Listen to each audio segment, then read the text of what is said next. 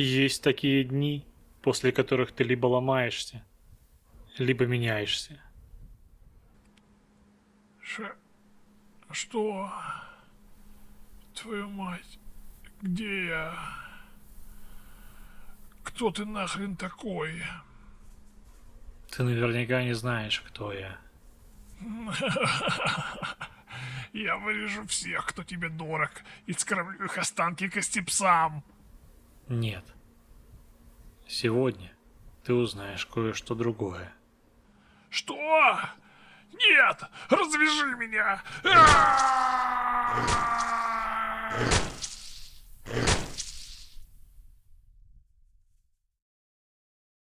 Это началось в день, когда мой дом превратился в кровавую баню.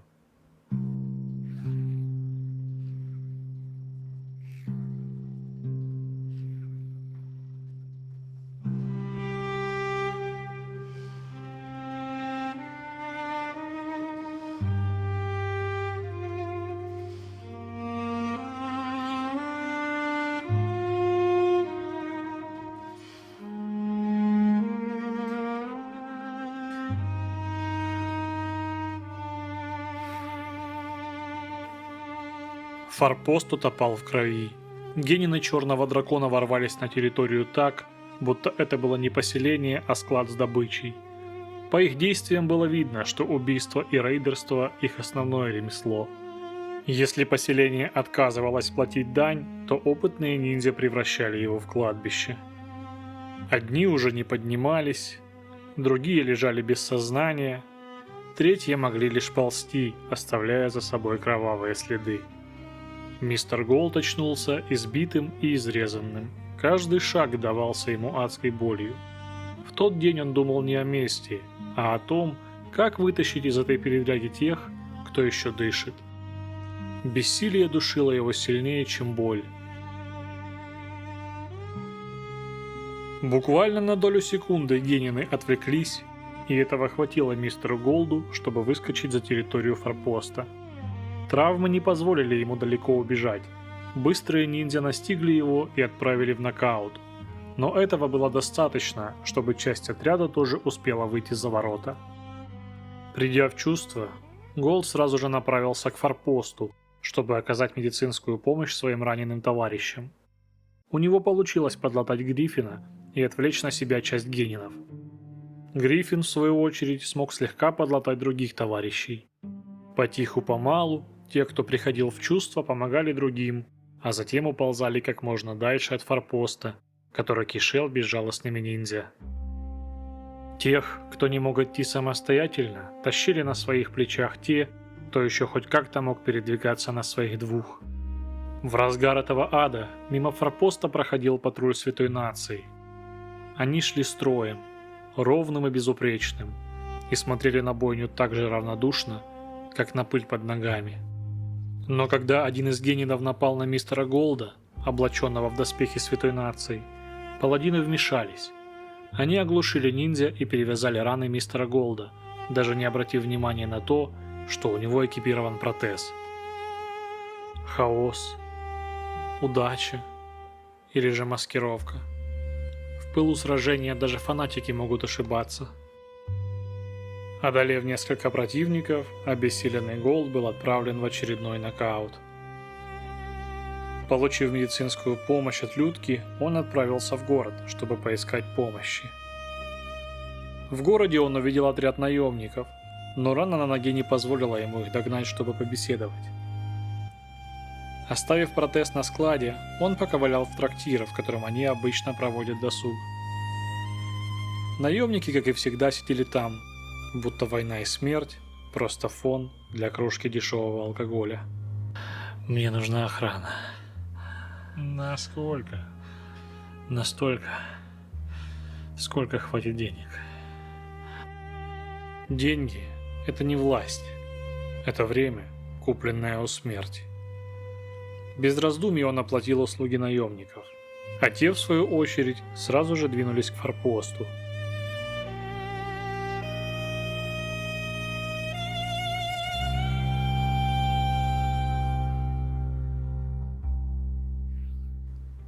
Вокруг все еще пахло кровью и железом.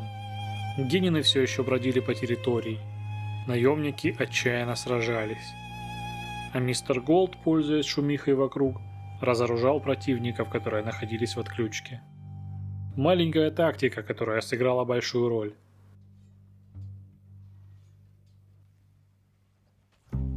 Наконец-то атака была отбита, и, к счастью, в этот раз без потерь среди своих.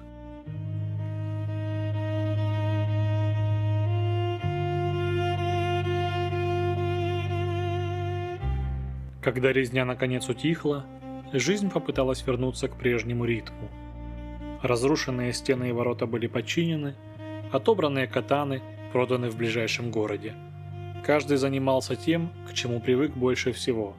Кто-то добывал руду, кто-то ухаживал за грядками с пшеницей и зеленофруктами, кто-то готовил еду, а кто-то брал на себя роль торгового гонца. Единственным, кого не покидала мысль о том, что все это может повториться, был мистер Голд. Он понимал, нужно предпринять какие-то меры, иначе в следующий раз все может закончиться более плачевно. Когда он убедился, что поселению ничего не угрожает, он сразу же приступил к изнурительным тренировкам. Таскал тяжести, позволял себе получать удары. Его тело крепло, порог боли рос, а меч становился продолжением руки.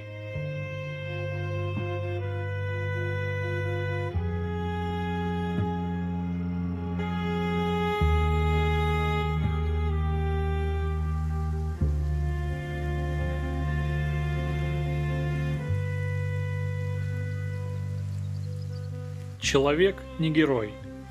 Человек – это хрупкая конструкция из мяса и упрямства. Во время каждого сражения он учился не побеждать, а не умирать. Мистер Голд тренировался до изнеможения, с перегрузом и травмами, с мыслью о том, что сила – это единственный аргумент, который понимают в этом мире.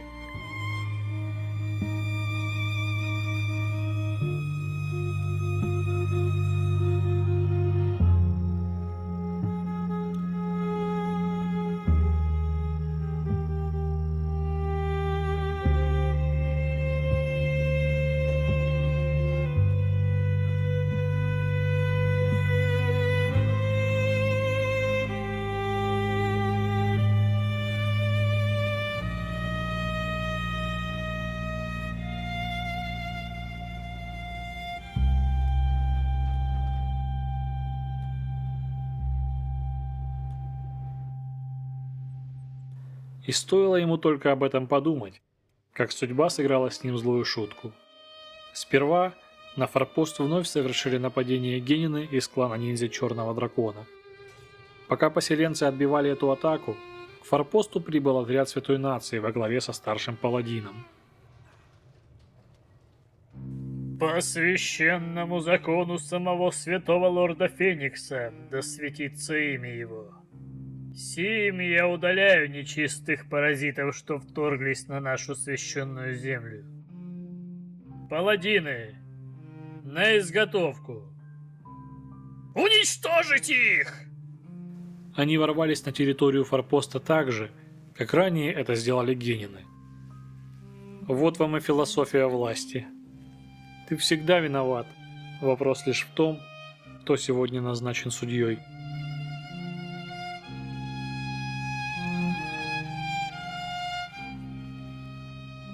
Мистер Голд понимал, что у поселенцев не было ни единого шанса.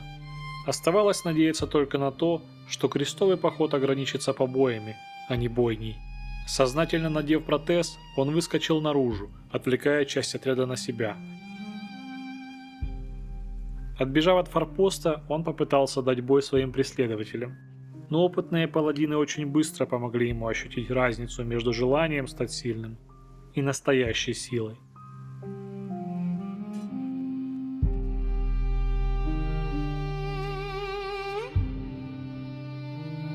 Паладины ушли так же гордо, как и пришли.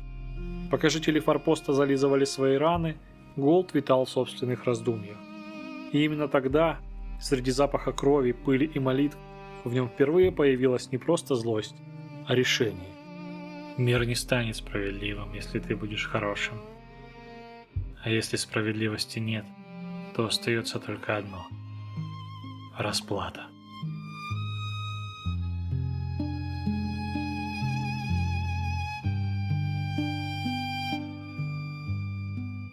Оклемавшись после очередного нападения, форпост вновь поглотила рутина, а мистер Голд, чтобы разнообразить тренировки, начал периодически навещать ферму Святой Нации неподалеку.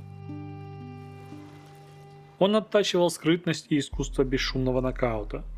Порой прием не выходил, поднималась тревога, и ему приходилось спасаться бегством. Особенно упрямые фермеры не хотели просто так оставлять проделки Голда, поэтому приходилось вступать с ними в кулачные бои.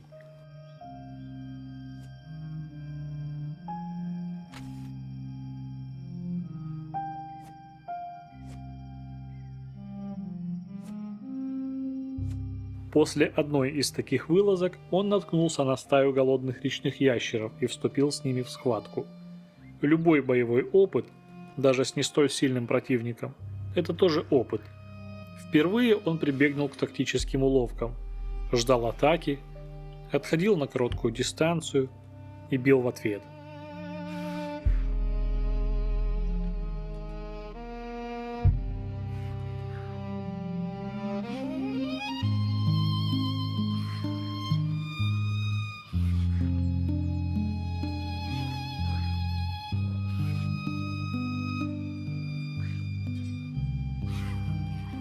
Предыдущие схватки наглядно показали мистеру Голду, что дерьмовое снаряжение невозможно компенсировать одной лишь силой. Да и протез, купленный когда-то давно, был скорее функциональным, чем боевым. Он прекрасно помнил, где приобрел свой первый протез. Там же, где встретил мрачного Нила, в городе Черная пустыня в гиблых землях. Он вспомнил разговор с Нилом. Тогда тот вскользь упоминал то ли свалку, то ли хламилище. Склад, куда скелеты свозили все, что находили на просторах пустошей. Попросив юрца сделать несколько торговых ходок в город, он принялся собираться в поход. Несколько дней юрец таскал в город все, что можно продать, чтобы выручить как можно больше кат. После чего вернулся домой, вернул рюкзак и завалился отдыхать. А Голд, прихватив немного еды, отправился в путь.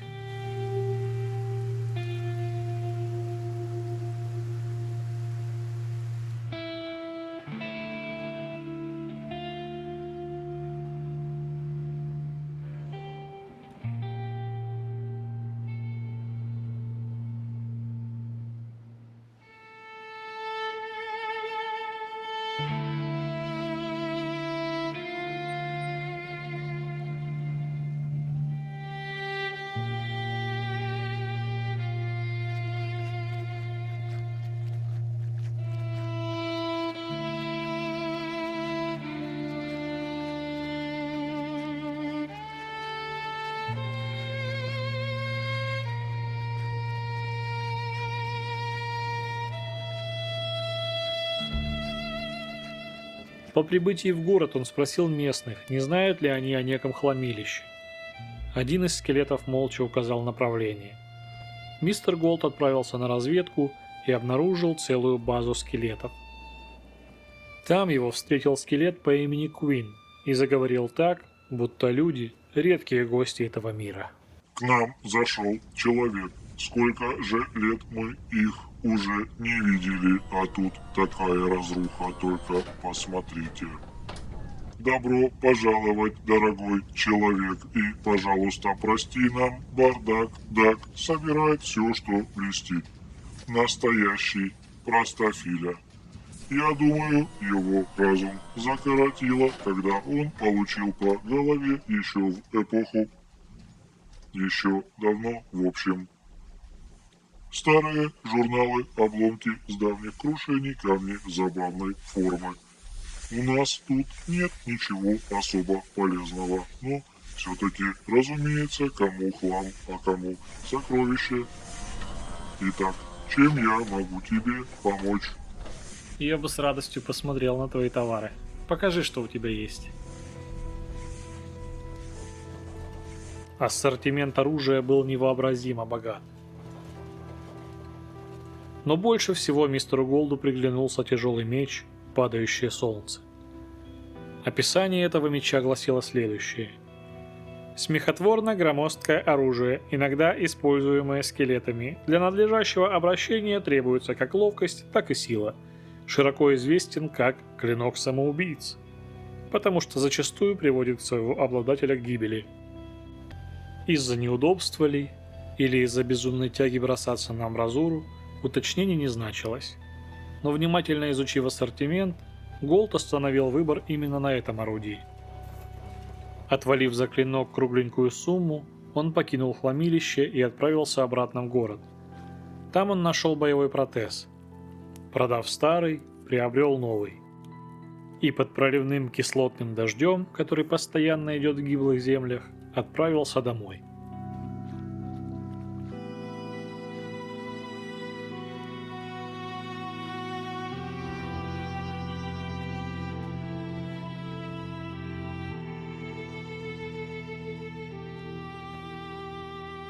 С оружием вопрос был решен, но снаряжение все еще оставалось проблемой. Помог ему в этом Гриффин, бывший солдат Святой Нации. Среди паладинов, по его словам, ходила легенда. На реке за городом стоят заброшенные руины, и в них живет скелет, которому лет не счесть. Он стар, как сам Новый Мир, и называет себя Королем Доспехов. Святая Нация не решается его тревожить. Лавка в ущелье.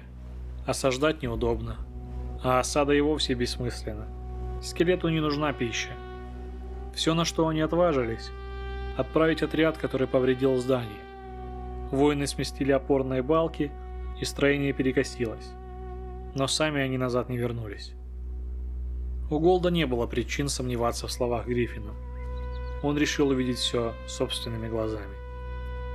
Взяв немного еды, он отправился в путь. Река медленно несла его по узкому ущелью. Впереди, среди камней, показались темные силуэты руин. Значит, легенда не лгала.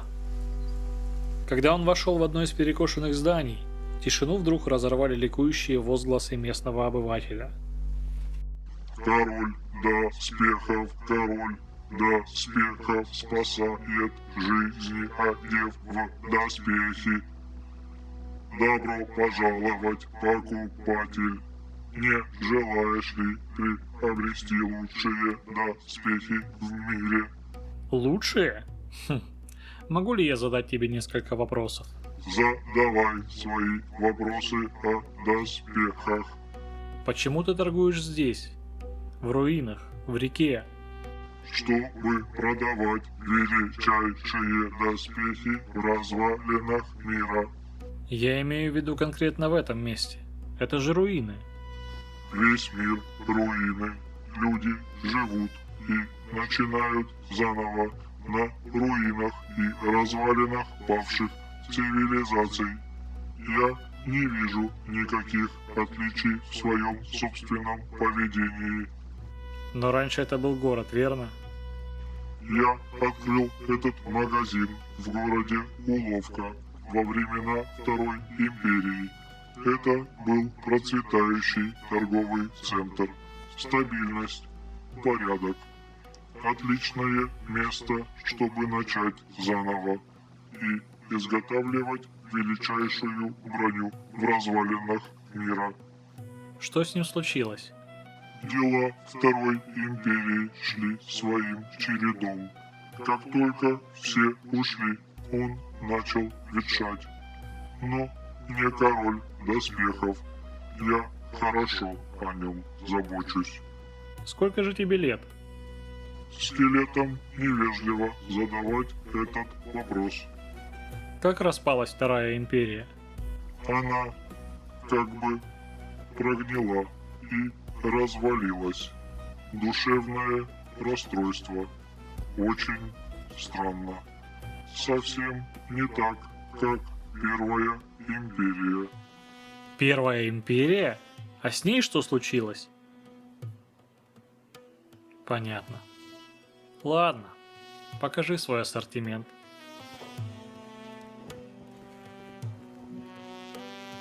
Изучив ассортимент, мистер Голд невольно задержался у самых дорогих комплектов. Пластины были выверены до миллиметра, стыки аккуратны, металл плотный и тяжелый. На мгновение Голду показалось, что линзы короля внимательно отслеживают каждое его движение. Он выбрал несколько элементов. Одни для ближнего боя, другие для скрытности. Броня легла на тело уверенно, тяжелая, но надежная. Расплатившись, он направился к выходу. Король доспехов двинулся следом и без умолку осыпал покупателя странными репликами. Мои доспехи самые лучшие. Люди слабы против прокалывания. У короля доспехов есть решение. Ты, наверное, соблазняешься что-нибудь украсть. Я бы на твоем месте чувствовал то же самое. Но мне придется тебя убить.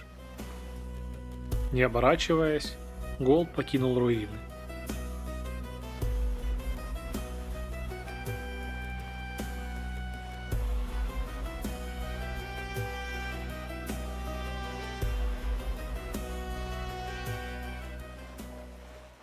Привет, человек. Подписывайся на канал, ставь лайк и оставь свой комментарий. Спасибо за внимание. Я пошел дальше делать лучшие доспехи. Приятного просмотра. Вернувшись в форпост, мистер Голд и его соратники решили временно покинуть его и перебраться в дом, который он когда-то приобрел в Скуине. Они собрали припасы, стройматериалы, еду, все необходимое и отправились в путь.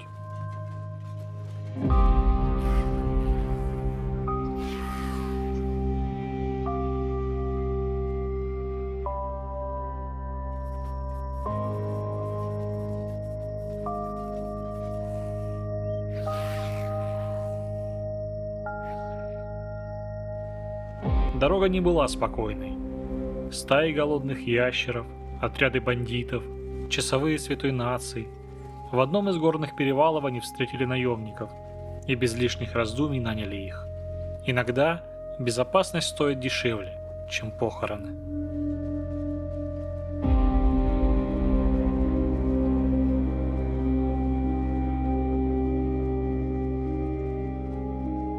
Дорога продолжалась. Они освобождали беглых рабов, схлестывались с пыльными бандитами, пробирались сквозь песчаные бури почти вслепую, даже гору вставали на пути.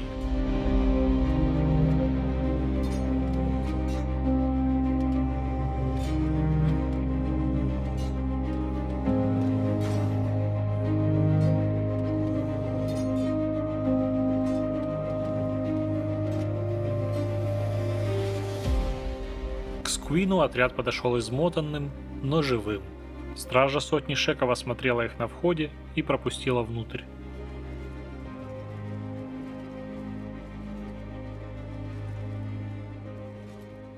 Дом встретил их пустотой. Даже прилечь было негде. Выяснилось, что среди ресурсов не хватало ткани. Кто-то забыл. Голд дождался утра и отправился по магазинам. Он купил рюкзак, аптечки, ремкомплекты и карты.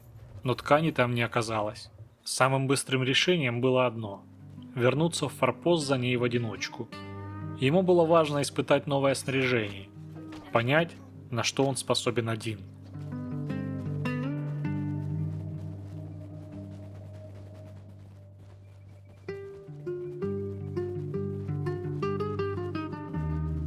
На пути к форпосту он заметил часового святой нации.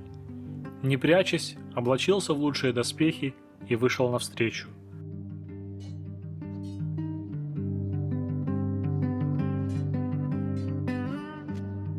Бой не был легким. Сталь скрежетала о сталь, удары отдавались в кости, но на этот раз он устоял. Часовой рухнул первым. Небольшая победа, но впервые его собственная. Он не чувствовал себя героем, но больше и не чувствовал себя добычей.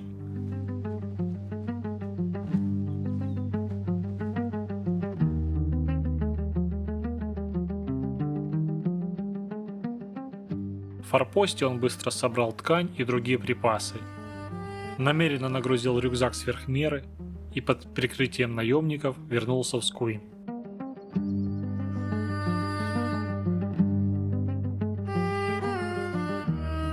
Ресурсы распределили быстро. К вечеру в доме уже стояли кровати, и впервые за долгое время они смогли отдохнуть в тишине и спокойствии.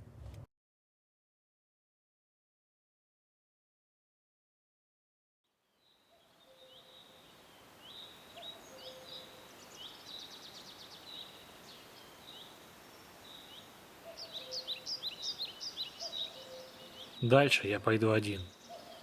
Это самоубийство. Это я предложил Нилу присоединиться ко мне. Он погиб, потому что пошел за мной. Ты ведь уже все решил. Я вижу это по твоему взгляду. Я знаю, где их башня. Но если ты пойдешь сейчас, тебя похоронят у ее стен. И не переживай. Я понимаю, что пока еще не готов. Но обязательно буду. Поблагодарив всех, мистер Голд отправляется в путь. Когда он уходит, никто его не останавливает, но никто и не машет вслед.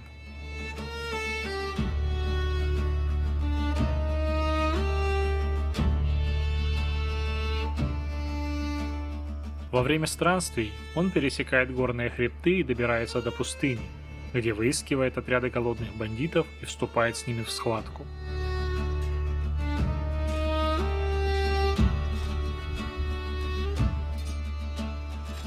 С каждым боем он становится сильнее, а травмы закаляют тело. Раньше он отступал после первого пропущенного удара, теперь оставался стоять.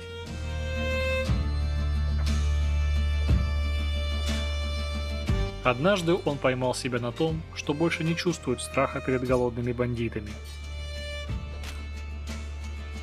Тогда он повернул на север и отправился туда, где даже бандиты предпочитают не задерживаться, к островам Тумана.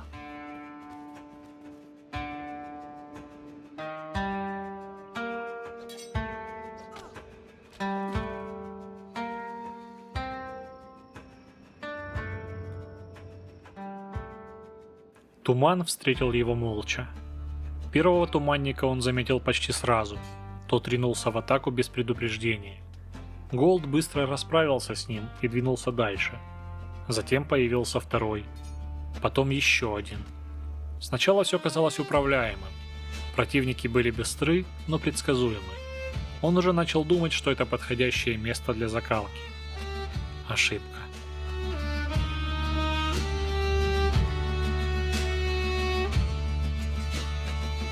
Пока он бился с очередной парой, из мглы начали выходить новые силуэты. Сначала двое, потом еще трое, потом десяток. Туман не редел, он сгущался живыми телами. Очень быстро Голд оказался окружен. Он принял бой, но силы были неравны. Его сбили с ног, связали и притащили к жертвенному шесту.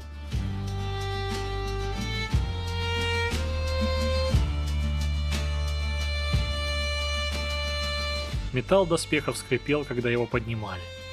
Один из туманников приблизился и начал жадно впиваться зубами в его плоть.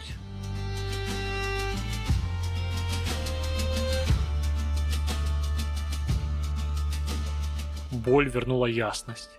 Он вырвался, побежал, но его снова настигли, снова шест, снова веревки.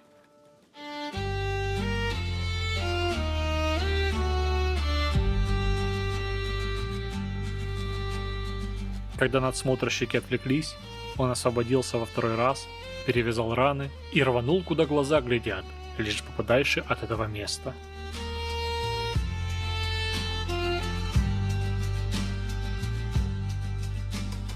На этот раз ему удалось уйти достаточно далеко, чтобы туман начал редеть. Уверившись, что погони нет, он расстелил спальный мешок.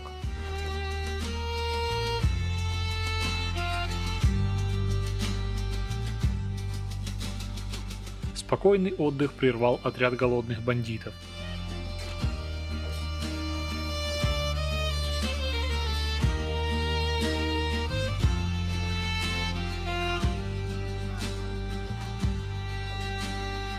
Бой вышел коротким и яростным. Когда все закончилось, вокруг спальника расплывалось темное пятно крови. Голд лег обратно, не обращая внимания ни на запах, ни на тела.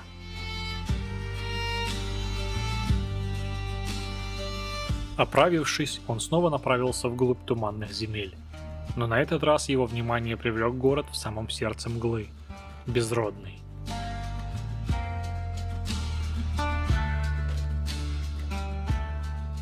По дороге он отбился от небольшой стаи туманников и достиг городских стен.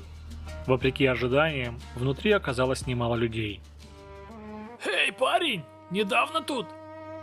Ты должно быть сильнее, чем кажешься, если добрался до города в целости. Что ты можешь рассказать мне об этом месте?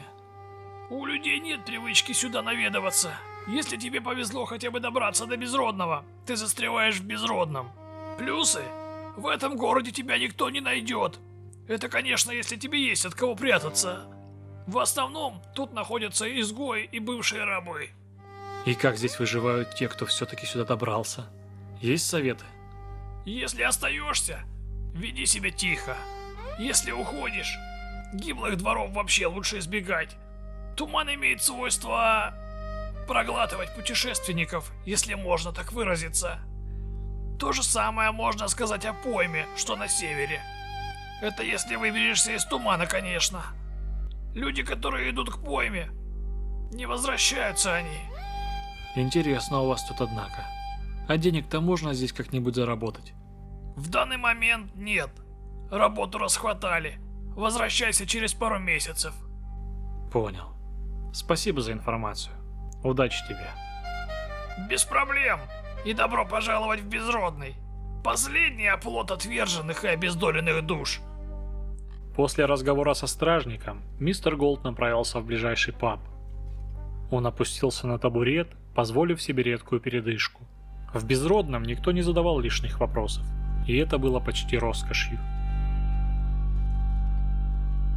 Когда силы вернулись, он вновь шагнул за городские стены. Туман встретил его привычной тишиной. Теперь он не бросался на первую же стаю. Он выбирал. Искал небольшие группы туманников, проверяя себя в коротких, точных схватках.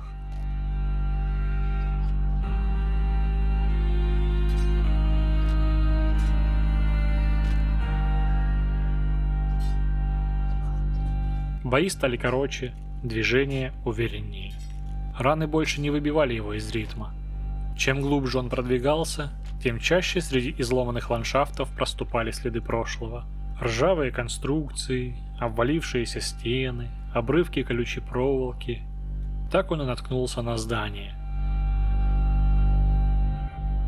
Высокий забор с колючей проволокой, массивные ворота, темные окна. Постройка напоминала заброшенный научный центр, слишком аккуратный для случайных руин. В подобных местах редко оставляют пустоту. Голд осмотрел окрестности, прислушался к тишине и принялся за взлом ворот. Он не знал, что ждет его внутри, поэтому сменил тяжелую броню на легкое снаряжение для скрытности. Рюкзак с припасами он оставил за воротами, лишний вес мог стоить жизни. Внутри были пыльные контейнеры, ряды ящиков и механические силуэты, застывшие среди теней. Первый этаж оказался пустым. Вскрытые коробки хранили лишь прах. Голд поднялся выше. На втором этаже путь ему преградил страж. Голд попытался проскользнуть мимо, но металлическая голова резко повернулась. Линзы вспыхнули. Машина ринулась в погоню. Он метнулся в ближайшее помещение и почти сразу понял, что загнал себя в ловушку. В комнате находился второй робот. Зажатый в углу, он судорожно перебирал ящики в поисках хоть чего-нибудь полезного. Пальцы наткнулись на медицинские шины. В этот момент удар обрушился на него. Мир потемнел.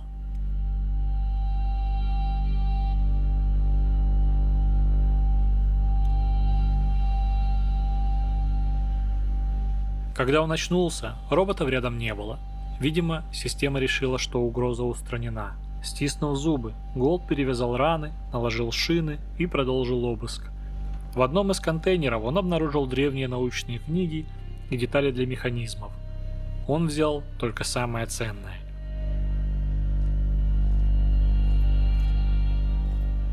С рюкзаком, набитым добычей, он попытался уйти. Не успел. Очередной удар снова отправил его в темноту.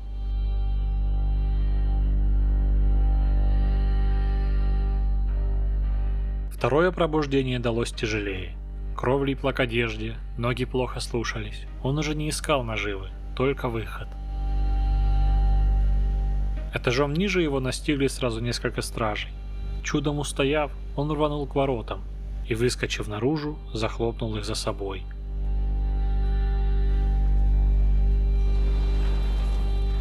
Только тогда он понял, о каких местах говорил стражник в Безродном.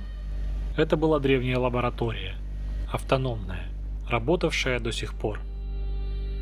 Залечив раны и переодевшись в боевое облачение, Голд направился обратно в Безродный.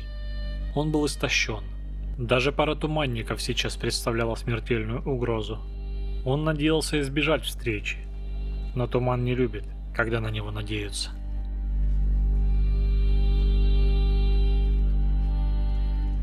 Стая настигла его быстро. Его снова притащили к жертвенному шесту. Сил почти не осталось. Побег за побегом заканчивался возвращением на столб.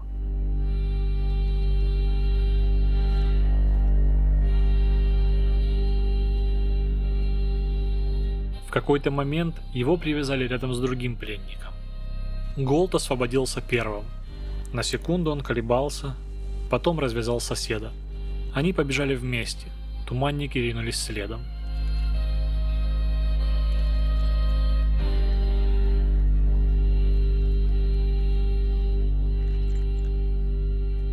Голд уже приготовился к очередному кругу выживания, но впереди показались стены Безродного.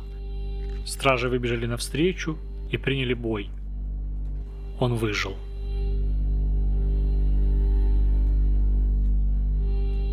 По дороге к трактиру, пошатываясь от усталости, он услышал странный звук.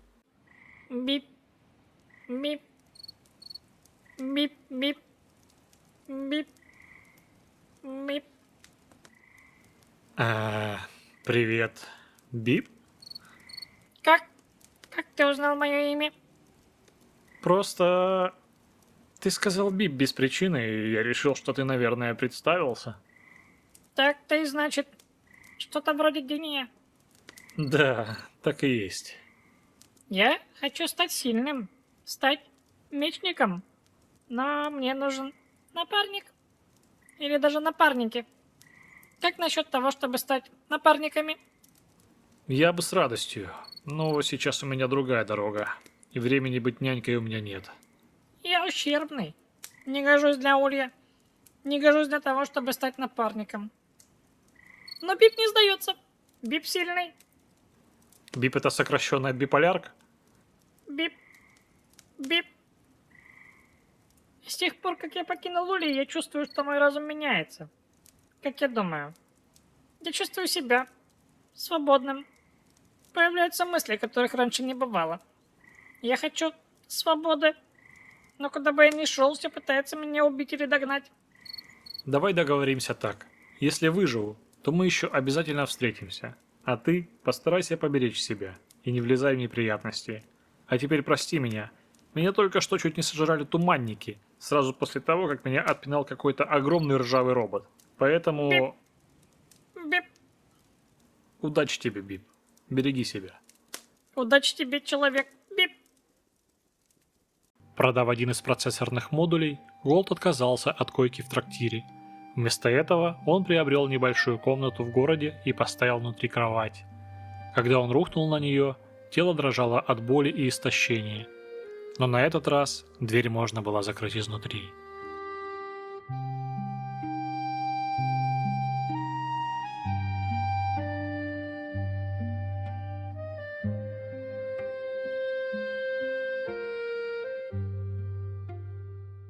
Несколько дней он возвращался в туман. Бои стали хладнокровнее. Он двигался осторожно, выбирал противников, не лез в стаи.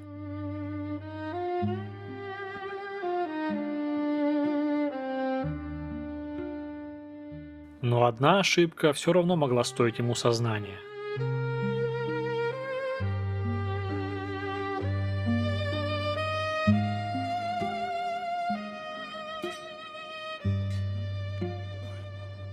Очнувшись, он увидел на горизонте целый отряд туманников и понял, еще немного и круг повторится. Он ушел. Этого было достаточно. Острова тумана дали ему все, что могли: боль, выносливость и понимание, что пределы еще далеко.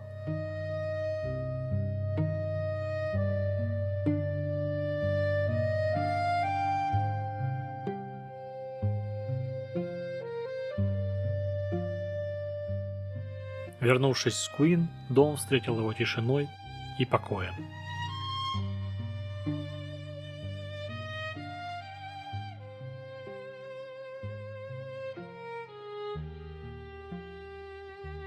Восстановившись, Голд направился в Адмаг, столицу королевства Шеков.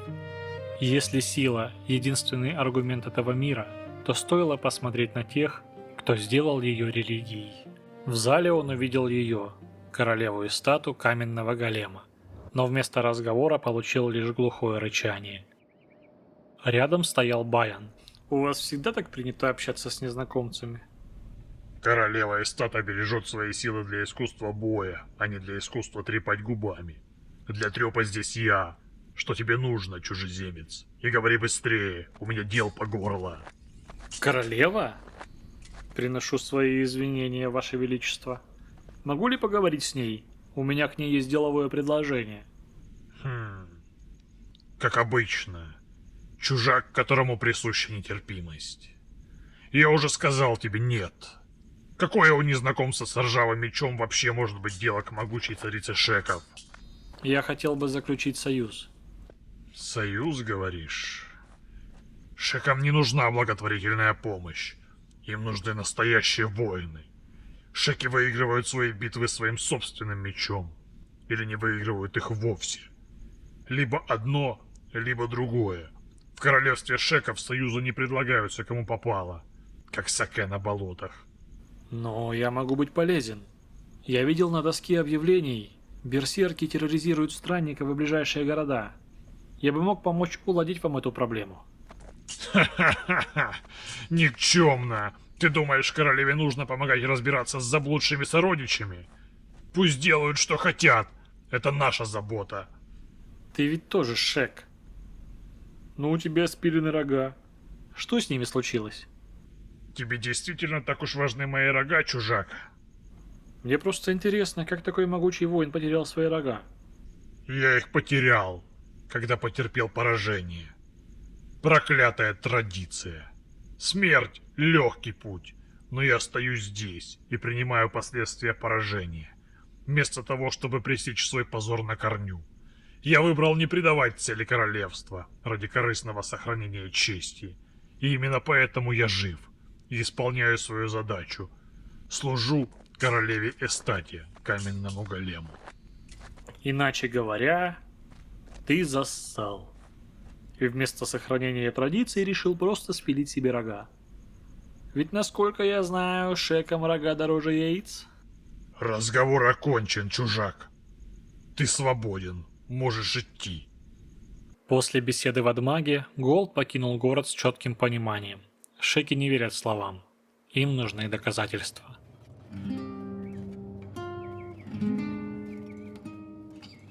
Недалеко от города он столкнулся с отрядом берсерков, настоящими воинами, а не туманными падальщиками.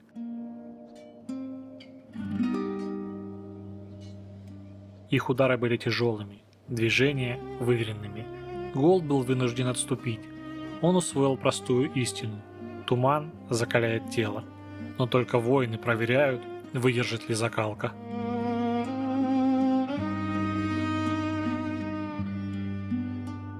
Позже ему попадались кожаные пауки, стаи костепсов. С каждым боем он держался увереннее.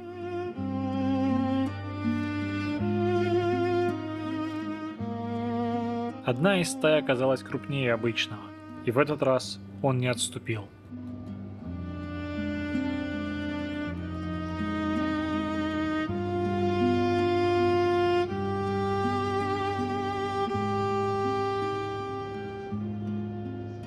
Победа далась тяжело, но она была его. Паучьи равнины встретили его последним рубежом шекской обороны.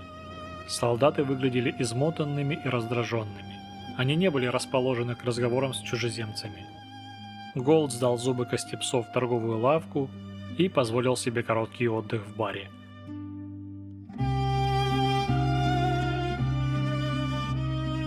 Но оставаться он не собирался.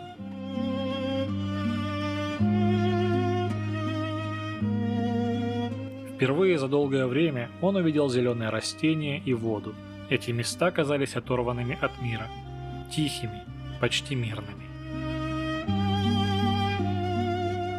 Во время пути его настигла странная мысль. А что, если однажды построить дом вдали от всего этого? Без войн, без святой нации, без фракций. Вскоре он добрался до местности под названием Арах. В центре огромного озера возвышалось наполовину затонувшее здание. Интерес пересилил осторожность. Он поплыл.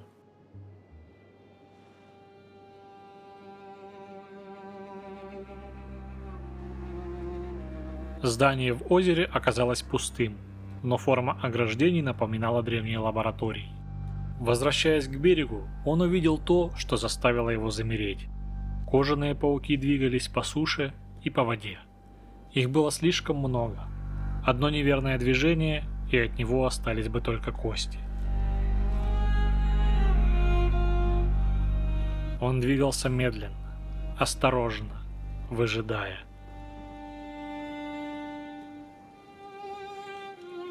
И в итоге добрался до загадочного форпоста. Интерес, как всегда, победил. Внутри его встретил кошмар. Первый этаж кишел кожаными и кровавыми пауками. Он поднялся выше. Там стоял человек. Один. Среди сотен паучьих тварей. Хозяин жуков. Голд вспомнил. Байен упоминал это имя наравне с лордом Фениксом. За его голову назначена награда — 100 тысяч кат. Одет он был как обычный голодранец. Но обычные голодранцы не живут среди чудовищ. Голд не стал рисковать. 100 тысяч кат много, но жизнь дороже. Его внимание привлек сундук рядом с этим человеком. Он подкрался и вскрыл замок. Сундук был наполовину заполнен человеческими зубами. В углу лежал клочок бумаги. Голд забрал его и покинул здание так же тихо, как вошел.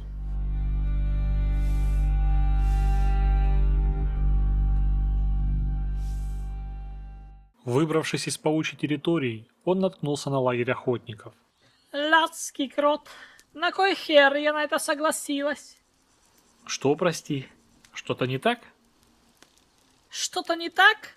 Что-то, лядь, не так? Да все вообще! Между нами говоря, скиталец, я тут уже начинаю чертовски сильно психовать. Идея получить награду за хозяина жуков казалась хорошей после пары грогов. Но теперь я трезвею, и это просто похоже на самоубийство. Хозяин жуков? Никогда не слышал о таком. Расскажи мне, что ты о нем слышала? Да чего я только не слышала. Вот, к примеру, история, что он воплощение жучиного бога, переродившееся на этой земле, чтобы приблизить новую эру жуков, чтобы захватить мир.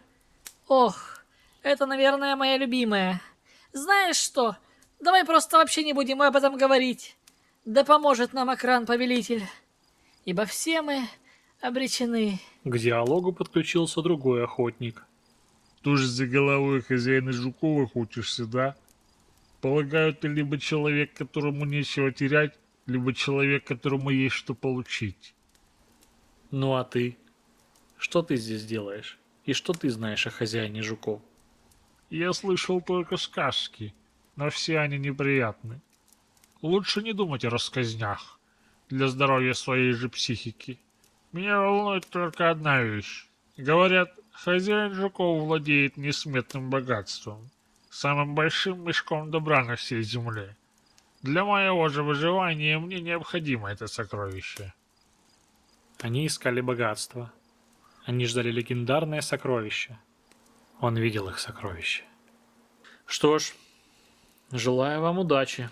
Она вам действительно понадобится. Иногда самое страшное не чудовище, а человек, который научился жить среди них. После разговора с охотниками Голд ушел, не оглядываясь. Его путь пролег через местность, усеянную кристаллообразными монолитами. Каменные шпили торчали из земли, словно зубы древнего зверя. И будто в ответ на эту мысль на него бросилось существо с длинной шеей и тяжелым телом. Нечто, напоминающее древнего ящера. Бой оказался тяжелым, но предсказуемым. 1 против 1 Голд справился, освежевал добычу и пошел дальше. Заприметившие его длинношеи твари ринулись на него одновременно. Земля дрожала под их шагами. Голд запаниковал и бросился бежать. Несколько раз длинные шеи настигали его, сбивая с ритма и раня.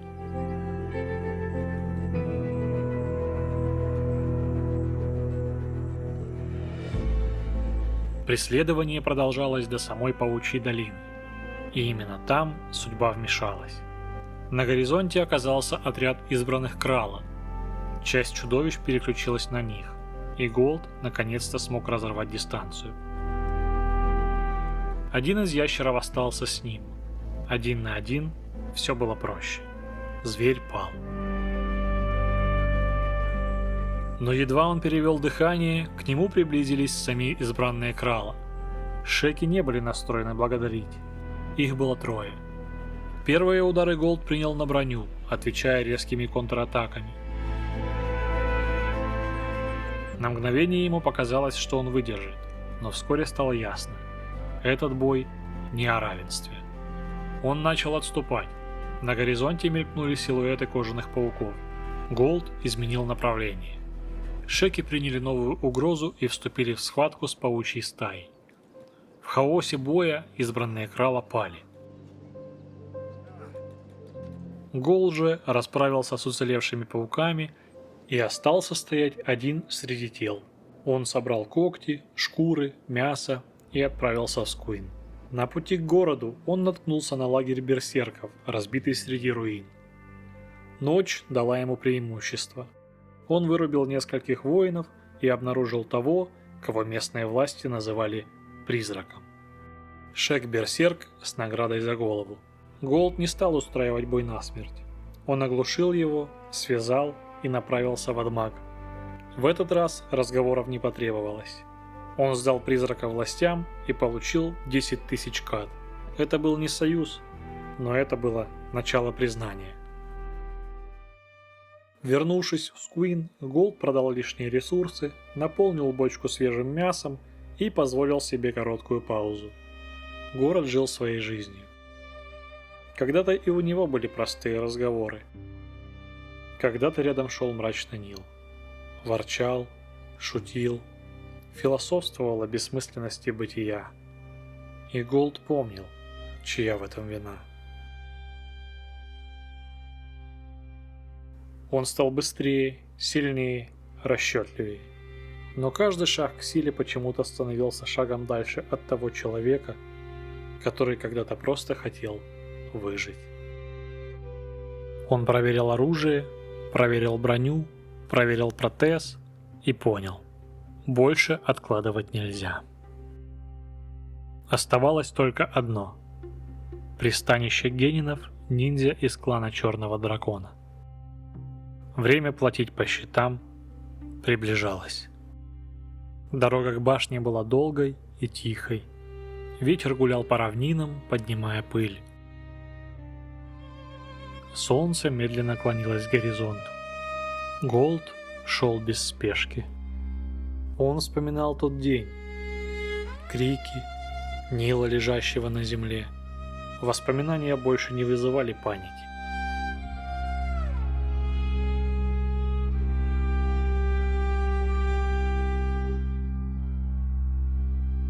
Вдалеке показался форпост, башня генинов. Он остановился на мгновение. Не для сомнений, для ясности.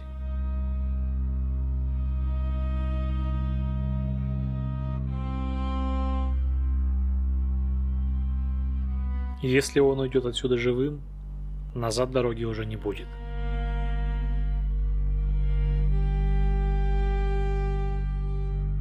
Он медленно двинулся вперед.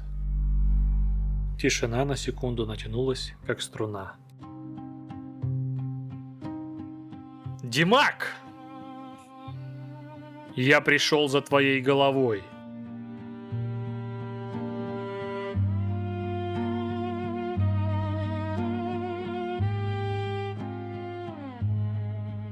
Сражение было хаотичным и яростным. Тела сталкивались, клинки звенели, песок смешивался кровью.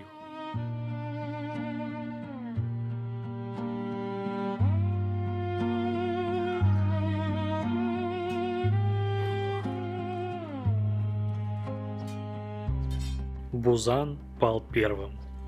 Голд отрубил ему руку, затем ногу, и только после этого нанес удар, от которого уже не встают.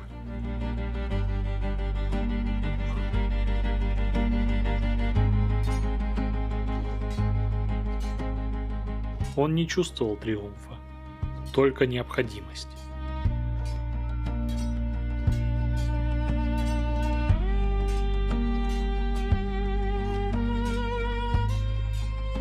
Димак дралась до конца. Когда она рухнула, оглушенная, Голд стоял над ней, тяжело дыша. Все закончилось. Так он думал. Месть была совершена. Мрачный Нил отомщен. Но внутри не стало легче. Он смотрел на нее и понял. Этого недостаточно. Она умерла бы слишком быстро. Слишком просто.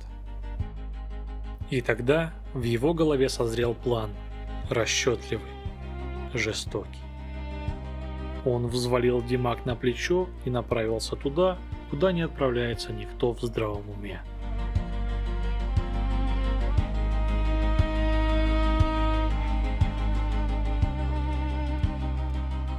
Туман встретил его без удивления. Он расправился с отрядом туманников почти механически. Затем подошел к жертвенному шесту. Когда-то здесь стоял он, теперь она. Он привязал Димак и сделал шаг назад.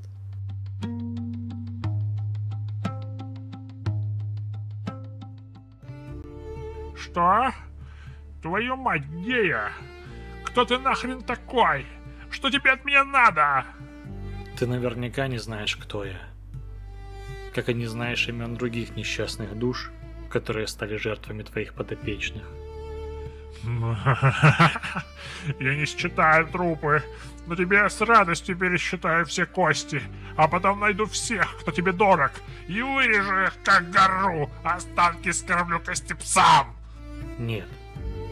Сегодня ты узнаешь нечто другое. Каково это быть беззащитным, беспомощным. Что? Что? Нет! Развяжи меня! Я заплачу! Отпусти меня! Нет! Нет! Ублюдок!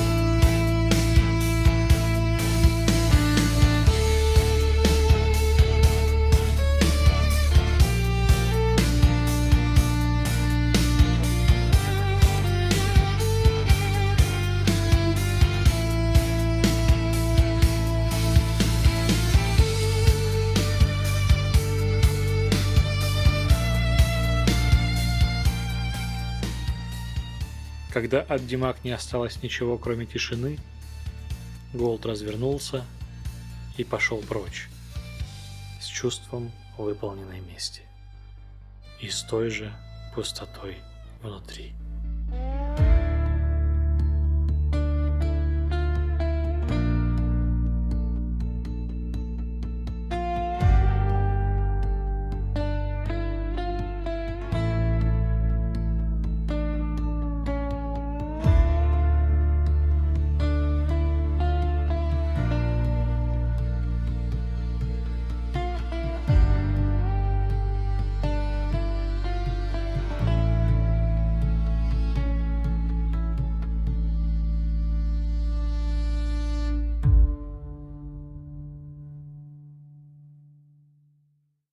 Отряд возвращался из Куина в свой форпост. Дорога была долгой, но спокойной. Небо светлело, ветер шел попутный. Юрец прислушался. Мне знаком этот звук. Готовится к песне. Господи. Еще одна песня. Анатолий Иванович прокашлялся и начал.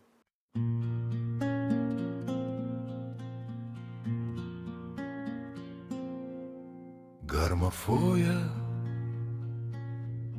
гармофоя, жила она мучением.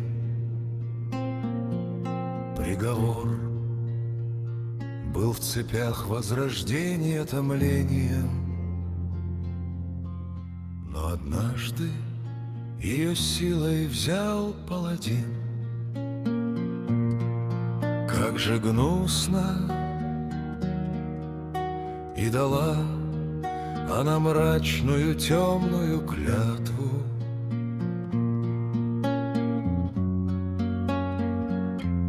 Убить их искусно. Длинный гвоздь она спрятала, сплющив клинок. Одного за другим резал стражу гвоздок. Паладин лежит мертвый, в глазу гвоздь застрял.